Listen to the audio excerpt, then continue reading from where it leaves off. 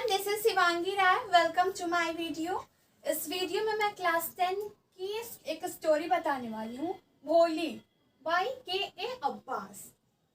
ये स्टोरी एक गर्ल पे बेस्ड है। पूरा स्टोरी उसकी पूरी लाइफ में क्या क्या उसको प्रॉब्लम फेस करना पड़ा और वो कैसे उनका सोल्यूशन निकाल पाई, बेसिकली यही हम स्टोरी में देखेंगे। So let's start it. Name Sulekha. ये जो गर्ल है भोली, उसका जो बचपन में जो असली नाम होता है वो सुलेखा होता है। Name Sulekha since her childhood, called her भोली, सिंप्लेशन फोर्थ डॉटर ऑफ नंबरदार रामलाल। बचपन से ही जो ये सुलेखा थी, बचपन में ही उसका नाम जब हुई थी तो उसके मम्मी पापा सुलेखा रखे थे। बट अब देखते हैं क्या ऐसा हुआ कि सब लोग उसे भोली भोली बोलने लगे। वो किसकी बेटी थी? नंबरदार रामलाल। नंबरदार रामलाल की ये बेटी थी सुलेखा, जो कि उसे सब लोग भोली बोलने लगे थे। ओके।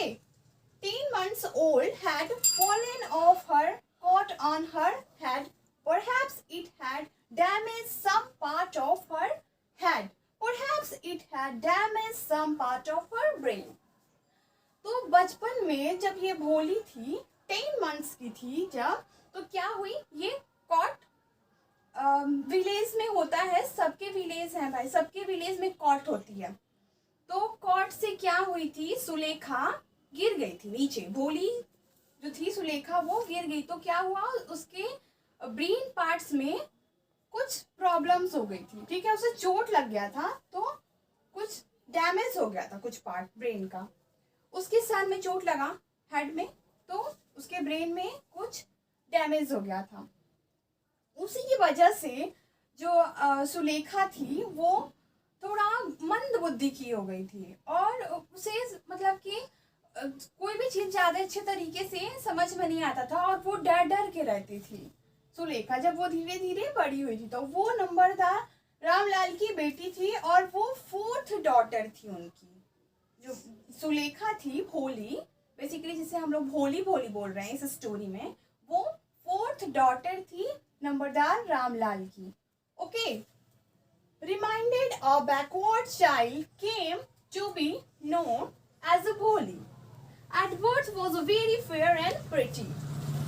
रिमाइंड करिए कि जो ये हमारा पीछे में कि बैकवर्ड टाइम में ये जो चाइल्ड थी भोली, उसका नाम जो था वो सुलेखा था, लेकिन अब उसका क्या हो गया है, अब उसे लोग भोली भोली बोलने लगे हैं। और वो जब वो बॉर्न हुई थी ना, जब वो न्यू बेबी बॉर्न थी, जब वो नई नई बच्ची अभी हुई थी, तो वो एकदम से फेयर थी और प्रिटी थी, बहुत ही सुंदर थी और क्यूट भी थी ये Sulekha. 2-year-old had an attack of smallpox. Only eye saved, entire body permanently disfigured by deep black poke marks. ये जो सुलेखा थी, ये जो बचपन में जब थी ना, तो कॉट से नीचे गिर गई थी, तो उनके ब्रेन में कुछ चीज़ें, कुछ कोई पार्ट जो डैमेज भी हो गया था। और जब ये 2 years की हुई, बेसिकली जब ये 2 साल की जब ये हुई बच्ची, तो क्या हुआ कि इनके पूरी बॉडी पे स्मॉल पॉक्स डिजीज हो गया। उसकी वजह से क्या हुआ, इनका बस आई को छोड़ के पूरी बॉडी पे, फेस पे पॉक मार्क्स रह गए खत्म होने के बाद भी। तो वो उसकी वजह से उनका फेस बॉडी बहुत ही अगली दिखता था। वो जब बचपन में जब हुई थी तो वेरी फेयर एंड प्रिटी भी थी, सुंदर लगती थी, क्यूट थी, बहुत गुड लुकिंग थी। बट उसके बाद जब वो 2 साल की हुई थी तो क्या हुआ कि उनको स्मॉल पॉक्स डिजीज हो गई और उनके पूरी बॉडी पे पॉक्स मार्क रह गए उसके खत्म होने के बाद। तो उन्हें कोई ज़्यादा पसंद नहीं करता था क्योंकि वो अगली दिखती थी और वो हकला के स्टैमर करती थी, हकला हकला के बोलती थी और उन्हें सब लोग कि कोई भी इंकरेज नहीं करता था उनको। ओके, डीमोटिवेटेड हो गई थी सुलेखा, तो इसीलिए सब लोग उसे भोली भोली बोलने लगे, तो वो चुप चुप सी रहती थी। Okay. Ramlal 7 children, 3 sons, 4 daughter, youngest भोली। जो ये हमारे नंबरदार रामलाल हैं, उनकी 7 चिल्ड्रन थे, वो 7 बच्चे थे उस आदमी के, और जिसमें 3 उनके सन थे और 3 उनके बेटे थे और 4 उनकी बेटी थी, और चौथी बेटी का नाम जो था सुलेखा था, वही इस पूरे स्टोरी में भोली के नाम से जानी जा रही हैं। Okay, tehsildar said to Ramlal that must set an example to the village, must send your daughters to the school. तो उसी टाइम क्या हुआ था, उसी समय की बात है कि मतलब कि इनके गांव में, भोली के गांव में, इनके विलेज में एक प्राइमरी स्कूल खुला। तो तहसीलदार तो थे, वो रामलाल को बोले कि आप रिप्रेजेंटेटिव हो, ओके, ऑफिशियल हो आप, तो आप क्या करो कि अपनी बेटी को, अपनी बेटियों को स्कूल भेजो, आप एक एग्जाम्पल दो अपनी बेटी को स्कूल भेज के। तो रामलाल आके अपनी वाइफ से बोलते हैं कि क्यों ना हम अपनी बेटियों को स्कूल भेजें पढ़ने के लिए, इससे अच्छा हम एक एग्जाम्पल दे सकते हैं, मोटिवेट कर सकते हैं अपने विलेजर्स को कि वो भी अपनी बेटियों को एजुकेशन दें और स्कूल भेजें। तो वो आके अपनी वाइफ से बताते हैं रामलाल, तो उनकी वाइफ एकदम से मना कर देती है कि नहीं नहीं, मैं अपनी बेटी को स्कूल भेजने वाली नहीं हूँ, क्योंकि अगर वो स्कूल भेजती तो ना ही उनकी कोई बेटियों से शादी करता, मतलब भाई हाँ विवाह करता, और ना ही उनसे मतलब कि कोई उन लोगों को कोई पसंद करता, ठीक है, उनकी बेटियों को। तो पहले के समय में ऐसा होता था कि बेटियों को नहीं पढ़ाया जाता था, बट अब के समय में तो नहीं है, ऐसा बिल्कुल भी नहीं है, और हमारे साथ तो बिल्कुल नहीं होता है, हम लोग की फैमिली में। तो पहले के टाइम में यही होता था कि एजुकेशन बस बॉयज को दिया जाता था, बस मेल ग्रुप्स को एजुकेशन दिया जाता था घर में, ओके। और हमारा इंडिया है, हमारा जो देश है, ये पुरुष प्रधान देश है, तो इसमें वुमेन्स को उतना प्रायोरिटी हर चीज में नहीं दी जाती है, ओके। अब काफी सही होता जा रहा है, बट पहले के समय में सोचिए एजुकेशन भी वो देना एक मतलब क्या पाप के समान है कि हम उनको स्कूल भेज देंगे तो उनकी शादी नहीं होगी, उन्हें कोई पसंद नहीं करेगा, उनके ऊपर लांछन लगाए जाएंगे, बड़े बड़े मतलब कि बहुत कुछ ऐसा किया जाएगा जो कि फेस करना नहीं चाहती थी वुमेन्स, इसलिए वो अपनी बेटी को एजुकेशन देने से मना कर रही थी। तो वो क्या उनकी वाइफ बोलती है कि नहीं, अगर आपको भेजना है तो आप भोली को स्कूल भेज दीजिए, क्योंकि उसका अगली फेस भी है, उसे कोई पसंद भी नहीं करता है, उसकी शादी भी नहीं हो सकती है, एंड यस उसका कोई फ्यूचर भी नहीं है, तो आप उसे अगर स्कूल भेजना है तो भेज दीजिए। तो रामलाल जो है वो बोलते हैं कि हाँ तब ठीक है, हम भोली को ही स्कूल भेजते हैं। तो वो क्या कहते हैं कि इसको अच्छे से रेडी वेडी कर दो, तैयार कर दो, अच्छे से कपड़ा पहना दो। तो उसकी भोली की जो मदर होती हैं उसको उनकी मतलब बहनों की, जो बड़ी बहनों के कपड़ों को आयरन करके, उन्हीं पुराने कपड़ों को आयरन करके उन्हें पहनाती हैं। भोली को नहलाया धुलाया जाता है, अच्छे से बढ़िया से इनको रेडी वेडी किया जाता है। इनके जो बाल थे एकदम फ्रीजी थे, तो उनको ऑयलिंग वगैरह इनकी मॉम करती हैं, अच्छे से तैयार करती हैं स्कूल भेजने के लिए। तो जब रामलाल अपनी बेटी का हाथ पकड़ के उन्हें स्कूल लेके जाते हैं तो वो चिल्लाने लगती हैं, रोने लगती हैं, कहती हैं कि नहीं मुझे स्कूल नहीं जाना है, और उनका हाथ से पकड़ लेते हैं इनके पापा भोली के। तो वो उसे छुड़ाना चाहती हैं और कहती है कि मैं स्कूल नहीं जाऊंगी, क्योंकि उन्हें तो भोली को स्कूल के बारे में बेसिकली कुछ पता नहीं था। तो वो सोच रही थी कि ऐसे ही हमें कहाँ उठा के ये लोग लेके जा रहे हैं। कुछ दिन पहले इनकी काऊ थी, इनके घर में एक काऊ रहती थी, उसका नाम लक्ष्मी था। तो इनके फादर, भोली के फादर रामलाल उसे सेल कर देते, उसे बेच देते हैं किसी को। तो वो एक दिन उस गाय को, लक्ष्मी को लेके जाके छोड़ देते हैं कहीं बाहर, मतलब वही सेल कर देते हैं। तो वही बात इनके दिमाग में चल रहा था भोली के कि कहीं ऐसा तो नहीं कि मुझे भी बेच देंगे लोग, मुझे भी सेल कर देंगे, कहीं ले जाके छोड़ देंगे। तो इसीलिए वो रोती रहती हैं। लेकिन जब उन्हें ऐसा सब ट्रीट उनके घर में सब लोग करने लगता है, उन्हें अच्छे से रेडी वेडी करने लगते हैं लोग, उनकी ऑयलिंग होने लगती है, उनके अच्छे से बाल लोग बनाने लगते हैं, क्रीम व्रीम लगा के ऐसे सुंदर बना के, और भोली को उनके फादर स्कूल तक पहुंचाते हैं। तो उनकी क्लास टीचर आती हैं, हेडमास्टर होते हैं वहाँ पे जो भी उन्हें लेके जाते हैं, और उनके क्लास में, उनके स्कूल में छोड़ देते हैं। और वो क्लास के अंदर एंटर करती हैं, पूरे वॉल्स को देखती हैं चारों तरफ अच्छे से, और वो देखती हैं कि उनका बहुत ही पूरा कलरफुल वर्ल्ड की तरह उन्हें दिखता है, पिक्चर्स लगे होते हैं एनिमल्स के। और ऐसे ही जैसे कि सबके नर्सरी क्लास में, एलकेजी में, यूकेजी में चार्ट वार्ट लगा रहता है ना, एनिमल्स का, फ्रूट का, पिक्चर डिक्शनरी टाइप पूरा मतलब लगा रहता है। तो वही सब देखती हैं और वो खुश होती हैं, और एक एक चीज़ को देख के वो अपनी लाइफ से कुछ ना कुछ डिनोट करती रहती हैं। जैसे कि वो जाती हैं तो क्लासरूम में जो वॉल्स होते हैं उन्हें ब्राउन कलर के दिखते हैं, तो वो उसे मतलब पॉइंट आउट करती हैं और कनेक्ट करती हैं कि जैसे कि तहसीलदार जो थे पूरे मतलब विलेज के, तो वो एक ब्राउन कलर के हॉर्स के ऊपर सवार होके आते हैं। तो वो सोचते हैं कि अरे ये तो ब्राउन कलर का वो हॉर्स था। फिर एक गोट की पिक्चर देखती हैं, तो वो उससे अपने नेबरहुड में उनकी कोई गोट रहती है, तो उससे वो कनेक्ट कर लेती हैं। और उसके बाद ऐसे ही करके वो उन्हें एक पैरट दिखता है, तो वो पैरट को देखते ही उनके दिमाग में आता है कि अरे ये तो वही उसी कलर का पैरट है ना जो उन्होंने मैंगो ऑर्चर्ड में देखा था। ओके, जो उन्होंने मैंगो के बगीचे में देखा था वो पैरट, तो उन्हें उससे वो करती हैं, रिनोट करती हैं, कनेक्ट करती हैं। ऐसे ही एक एक चीज़ को वो कनेक्ट करती रहती हैं अपनी लाइफ में, जो भी वो देख के बहुत वो खुश होती हैं क्लासरूम का पूरा इन्वायरमेंट देख के, और उन्हें अच्छा लगता है, उन्हें ऐसा लगता है कि कहीं ना कहीं वो बेटर जगह पे आ चुकी हैं। उसके बाद जो भी कोई उनकी फ्रेंड्स तो नहीं कह सकते, उनकी क्लासमेट जो भी थे, उनके बैचमेट्स, तो उनका मजाक बना रहे होते हैं उनको इस तरीके से देख के, भोली को। उसके बाद जो उनकी टीचर होती हैं वो आती हैं और उन्हें बोलती हैं कि स्टैंड अप, तो मतलब उन्हें खड़ा होने के लिए बोलती हैं, वो खड़ा होती हैं। सुलेखा, भोली, तो वो खड़ा होती हैं। उसके बाद उनसे पूछती हैं कि व्हाट इज़ योर नेम, मतलब उनका नाम पूछती हैं। तो जो भोली है वो स्टैमर करके बोलती हैं, हकला हकला के बोलती हैं, हकलाने या तुतलाना बोल दीजिए, तो हकला हकला के बोलती हैं भोली। तो मतलब उनकी मैम जो होती हैं उनका नेम पूछती हैं, तो वो बताती हैं भोली, भोली, ऐसे मतलब कुछ देर में हकला हकला के देर तक वो अपने नाम को प्रोनाउंस करती हैं।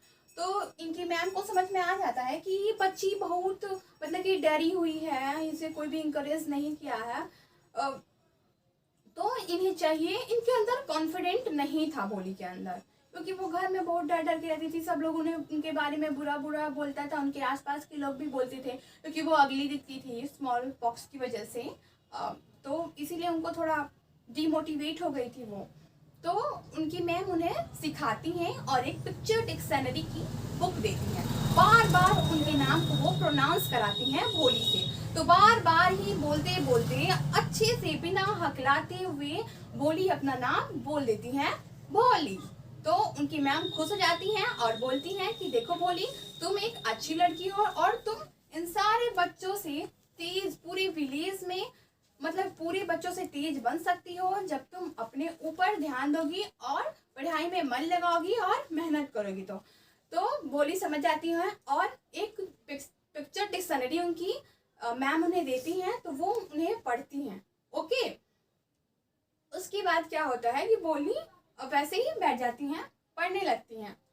Ramlal turn to Bholi, but what about you, no one will ever marry you now। Okay, तो क्या होता है कि उसी मतलब वही टाइम था जी, सब बात चलता रहता है। तो क्लासरूम के इन्वायरमेंट के बाद जो बात आती है, इनके घर में एक दिसंबर का रिश्ता आता है भोली के लिए। तो इनके अब पेरेंट्स जो होते हैं भोली के, वो दोनों ही खुश हो जाते हैं कि यार क्यों नहीं अब भोली की हम लोग शादी कर देते हैं, क्योंकि अब उन्हें तो थोड़ा भी वो नहीं था कि भोली की शादी होगी, क्योंकि वो अगली दिखती थी। तो उन्हें एक अच्छा रिश्ता भी आया, तो उनकी माँ बोले कि क्यों ना इसकी शादी करा दी जाए, अच्छा सा रिश्ता आया है। और वैसे भी इनका मतलब किसी से शादी नहीं हो पाता, इनके मॉम डैड ऐसा सोच रहे थे, क्योंकि ये अगली दिखती हैं। तो उस टाइम ऐसा ही होता होगा कि जो सुंदर नहीं दिखता होगा उसकी शादी नहीं होती होगी, आई थिंक, इसीलिए उनके मॉम डैड ऐसा अब होली के बारे में सोच रहे थे। तो ये जो दिसंबर था वो दूसरी विलेज से था, वो दूसरी गांव से था दिसंबर, और ये ना बहुत ही बड़ा था, ओल्ड था, और 45 साल का था। इस स्टोरी में वो 45-50 साल का था। तो इसलिए उनके मम्मी मतलब जो मम्मी थी वो बोली कि ये तो विशंबर बहुत बड़ा है। तो उनके पापा बोले कि हाँ हाँ ये तो मेरी एज का है। तो उसकी मम्मी बोली कि क्या हो गया है, शादी तो कर देते हैं, क्योंकि इसकी शादी वैसे भी होने वाली नहीं है, और शादी अगर हो जाती है तो कितनी अच्छी बात है ना कि शादी हो गई भोली की। तो उसकी मम्मी बस यही सोचती रहती हैं। उसके बाद उसके मॉम डैड मतलब डिसाइड कर लेते हैं कि ना दिसंबर से इसकी हम लोग वेडिंग सेरेमनी करा देते हैं। उसके बाद से क्या होता है कि अच्छे से बारात बारात लेके आता है दिसंबर, और उसके फ्रेंड उसका डांस वांस करके उसका कंपनी देते रहते हैं, और आता है वो घोड़े पे मतलब सवार होके, और मतलब वही गाना वाना जैसे कि बैंड बाजा के साथ अच्छे तरीके से वो दूल्हा बन के दिसंबर आता है। और उसके बाद क्या होता है कि जब माला सेरेमनी जो होती है, जब ताकि एक दूसरे को दूल्हा और दुल्हन जो भी माला पहनाते हैं वेडिंग सेरेमनी में, तो वही अब होने ही वाला था। जैसे ही वो माला उठाता है विशंभर उसके गले में डालने के लिए भोली के, तब तक उसका घूंघट उठता है, तो उसका फेस जो अगली फेस था भोली का उसे दिखाई दे देता है। तो वो मना कर देता है, साफ इनकार कर देता है, नहीं भाई नहीं, मैं इस लड़की से शादी नहीं करूंगा, इतनी गंदी दिखती है लड़की, इसके पूरे फेस पे पोक मार्क्स रह गए हैं, और ये इतनी सुंदर भी नहीं है, मैं नहीं शादी करने वाली इस लड़की से। तो यही दिसंबर बोल देता है और शादी के लिए इनकार कर देता है। भले ही उसके दोस्त उसे समझाते हैं, दिसंबर को उसे डांटते हैं और बोलते हैं क्यों, तू नहीं इतना बड़ा है, तू नहीं इतना बूढ़ा हो गया है, वो इतनी छोटी लड़की है। तो वही बताता है कि वो भी तो छोटी है, तो इसके लिए क्या उसके थोड़े फेस पे मार्क्स रह गए तो उससे क्या मतलब है, तू भी तो बूढ़ा हो गया है, तू खुद को देख पहले। तो नहीं मानता दिसंबर, बोलता है कि नहीं भाई नहीं, मैं शादी नहीं करने वाला इस लड़की से। तो विशंबर क्या बोलता है कि मैं शादी एक ही शर्त पे करूंगा। वो क्या शर्त रहता है विशंबर का, वो रखता है कि मुझे पूरे 5,000 रुपए चाहिए। तो क्या करता है, डॉरी मांगता है, दहेज मांगता है उसके फादर से, मीन्स की रामलाल से। उसके फादर जो होते हैं वो अपनी पगड़ी उसके पैरों में रख देते हैं और बोलते हैं कि पगड़ी जो होती है साइन ऑफ रिस्पेक्ट होता है, तो अपना पूरा रिस्पेक्ट को उसके पैरों में रख देते हैं और बोलते हैं, उससे विनती करते हैं कि प्लीज उसकी बेटी से वो शादी कर ले। फिर भी ये जो क्रूर जो निर्दयी विशंभर होता है वो साफ इनकार करता है और डॉरी की डिमांड करता है, मीन्स की दहेज मांगता है, और कहता है कि नहीं, अगर आप 5,000 देंगे तो मैं आपकी बेटी से शादी कर लूंगा, वरना मैं नहीं करूंगा। तो उसके पापा जो थे, सबके डैडी चाहेंगे कि उनकी बेटी को एक ब्राइड ग्रूम बहुत अच्छा मिले, उनका दूल्हा एक बहुत ही रिस्पेक्टफुल हो और बड़ा हो। तो वो यही सोचते हैं, और उनकी सारी जो बहनें थी वो भी सोचती थी कि अरे भोली को कितना अच्छा घर मिल रहा है, उसके बैंक अकाउंट में इतना पैसा भी है, और वो सोचती हैं और जेलस भी करती हैं। उसके सिस्टर जो भी तीनों सिस्टर होती हैं वो भोली से जेलस करती रहती हैं कि इतना अच्छे घर में जा रही है। अब तो भाई मना कर दिया विशंभर शादी के लिए और डॉरी की डिमांड भी कर रहा है। तो तब तक ही क्या होता है कि जो ये भोली थी सुलेखा, वो सोचती है कि ये कितना गंदा आदमी है, एक तो बूढ़ा है, इतना बड़ा है, और ऊपर से डॉरी दहेज मांग रहा है ये आदमी। वो जो भोली होती है वो अब मना कर रही है शादी के लिए। वो कहती हैं, जब उसके पापा बुला के पैसा देने लगते हैं कि ठीक है भाई, मान जाते हैं कि चलो 5,000 दे देते हैं भाई, उसकी बेटी खुश रहेगी। जब उतने से ही दहेज ही मांग रहा है तो दे दो 5,000। वो तो यही ना सोच रहे थे कि अब शायद इनकी बेटी की शादी ना हो पाए, तो 5,000 दे देते हैं विशंभर को।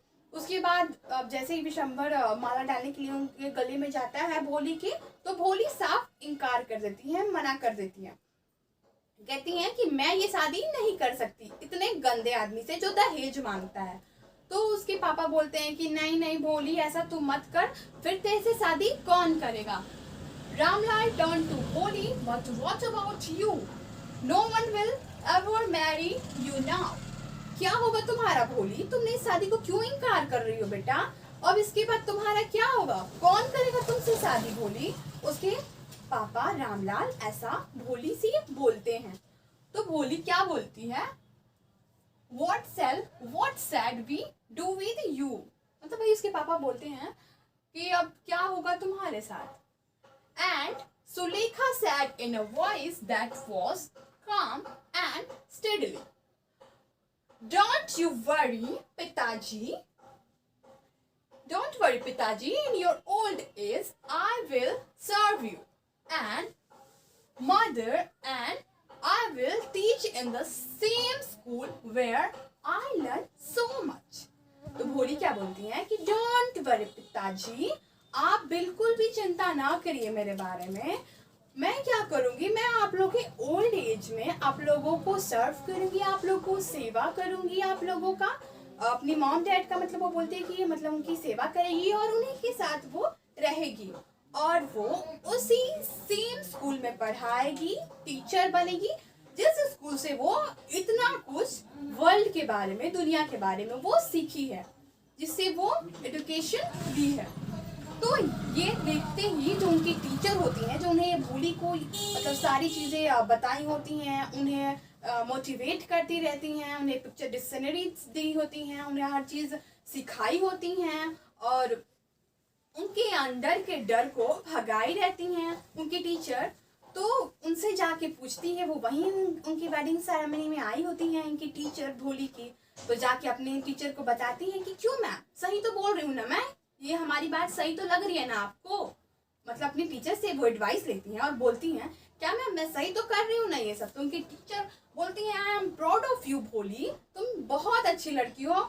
और वो बोलती हैं कि हाँ तुमने एकदम बिल्कुल सही किया ये दहेज मांगने वाले व्यक्ति से शादी ना करके, और तुम ठीक है तुम उसे स्कूल में पढ़ाओ और भी अपने जैसे तुम्हारे जैसे जितने भी बच्चे हैं इस विलेज में जो इन चीज़ों का शिकार होते हुए आए हैं उनको तुम मोटिवेट करो और एक अपनी ही तरह और लड़कियों को बनाओ और इस पूरे विलेजर्स को तुम एक एग्जाम्पल बन गई हो।